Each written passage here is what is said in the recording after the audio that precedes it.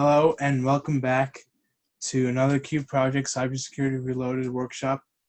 And today we're going to be discussing crsf attacks. What is crsf? So crsf stands for cross-site request forgery.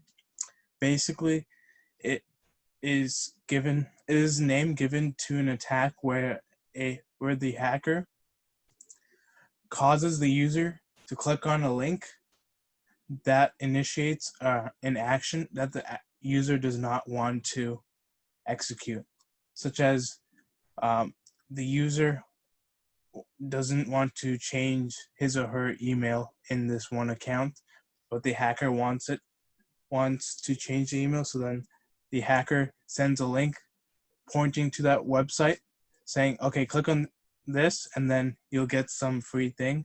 But then when the user clicks on it, the request is sent to the server of that one website where the email needs to be changed, and the server looks at the request and says, oh, this comes from the user who wants to change the email, so it must be valid.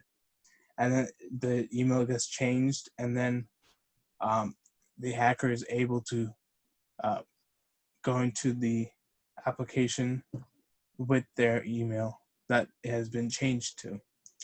And this is what we call cross-site request forgery. This is really a prominent cyber attack because web applications or just servers in general, when they're serving web pages, they give you something called a cookie. And so that's why other computers cannot change that account because the session is tied to that one user. And that's why you're trying to make the user do something that the hacker wants, but the user would not want. So this is an example of a crsf attack that you might see in HTML.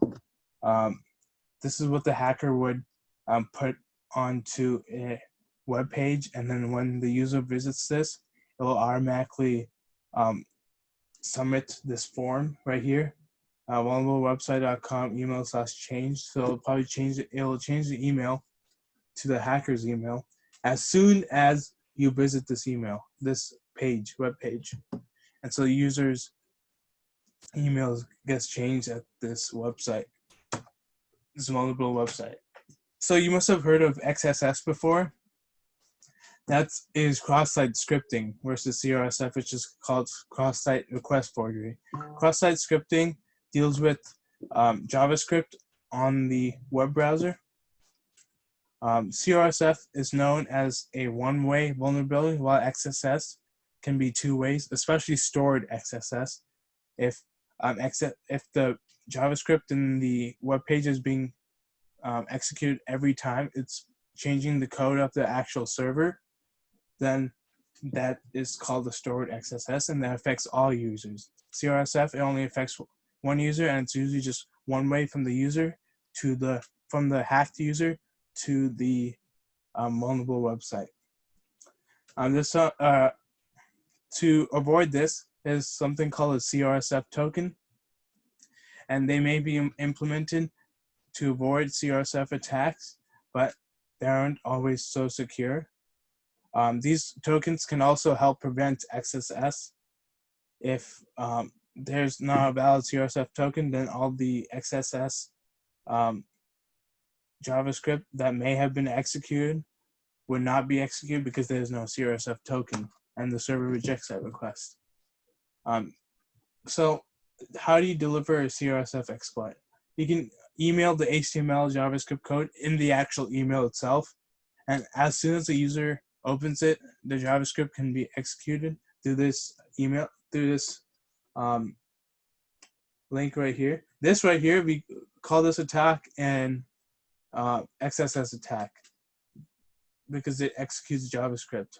It'll execute some code. You can put script in here as well, and so it will visit this link and it will change the actual email on this website when the user opens the email. You can also use the alt tag in IMG, and you can make sure that the source tag contains an invalid URL, so then it would default to the alt tag in the image tag of HTML. How do you prevent a crsf exploit? You can construct a crsf token, you do not stop there though. You have to make this token unpredictable with high entropy, and for session tokens as well. You have to tie this token directly to a specific user session. And you always have to validate this token before a specific action is executed. And even with these things, you can still get hacked. So you have to be very careful. You have to follow these guidelines strictly. Otherwise, you can easily get hacked. So I want to discuss some common crsf vulnerabilities. So a vulnerability here is validation of CRS token depends on request method. So if you send a post request, and so with the post request, you check the CRSF token. But maybe if you put a put request, then the CRSF token gets skipped. So how do you avoid this? You just require only one method, or if there's multiple methods for the same backend URL, then you can check crsf tokens or validate crsf tokens every single time. There's a validation of crsf token being dependent on token being present. So what if the token is gone? It just disappears. And so some applications out there would just continue with the request even if the token is not there. It won't validate it. Why do some applications like this exist? It's mainly to avoid errors and just to better user experience for that regular user who does not know anything about crsf tokens or doesn't know anything about HTML. And so some applications want to provide that streamless interactivity to better the reviews, but obviously lower the security. Sometimes the crsf token is not tied to the specific user session. There's sometimes a pool that an application uses of CRS tokens, and they just easily hand them out. And so what the hacker can do, they can sign into an account of that application and just copy that CRSF token and then send it to the user and then go from there. Why do some applications do this? It's way less storage space, especially if you have a big number of users and you just don't want to store that many tokens. And it's just a cost-effective way, but again, security, not so much. There's also the CRSF token not being tied to a session cookie. Sometimes it's tied to an individual cookie that's not tied to a session. And so when that relationship between the cookie and the CRSF token is found, the hacker can recreate the CRSF token based on the user's current cookie. So let's say the user has a cookie of 5 and the CRSF token relationship between that cookie is double that. So CRSF token is double that cookie, is 10. And that's what the hacker noticed when he was logging on to his account. And then he finds out, and then he just codes a solution using HTML and sends it to a user, which captures that cookie, that specific cookie, multiplies it by 2 or where a formula is needed, and then sets it to the CRSF token and then sends it back to the server of changing the email or whatever action of that server. Why do some applications tie in CRSF tokens with regular cookies and not just session cookies? Mostly just storage space. And it's also less complicated to deal with sessions.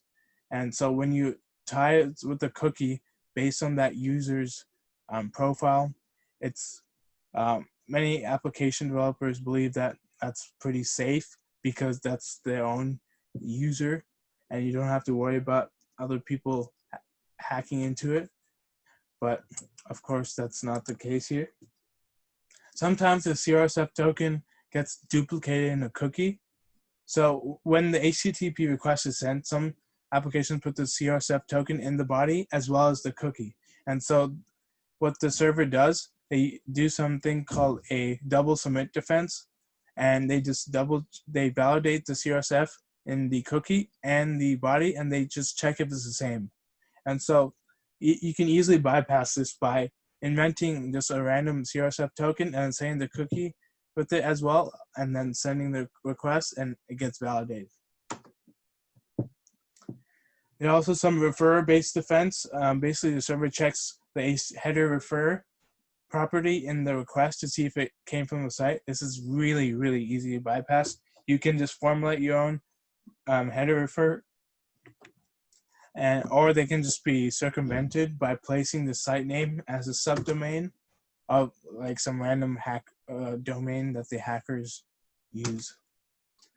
This is my works cited, and thank you for attending Q Project's most wonderful cyber workshops within our cybersecurity reloaded workshop series.